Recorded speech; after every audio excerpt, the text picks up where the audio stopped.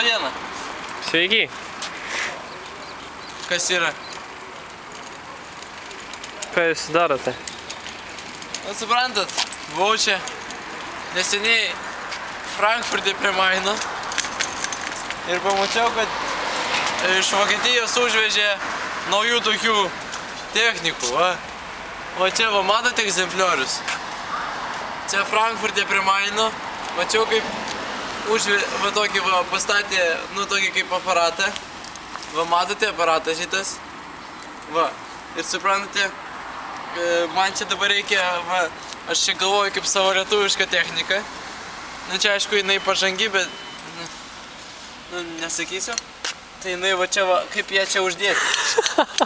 Ir suprantate, aš čia dabar, o dabar... Ale lietuviai visat galvoti buvo, kad taip Suprantate, tokius dyvus sumastė. Lietuviai tai yra galvoti žmonės ir nereikia čia mums... Palaukite, nesijuokite. Aš čia viską... Jūs čia išmanote šitą techniką, ja? Aš va, žiūriu pagal pavyzdį iš Frankfurto prie Maino. O tu velnias, Andriau, man dar įtempėja susilenkė. O, blemba. Kaip blemba.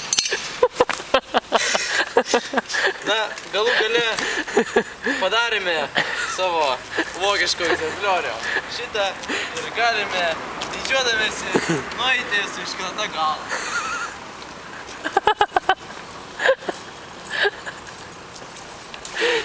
Oi.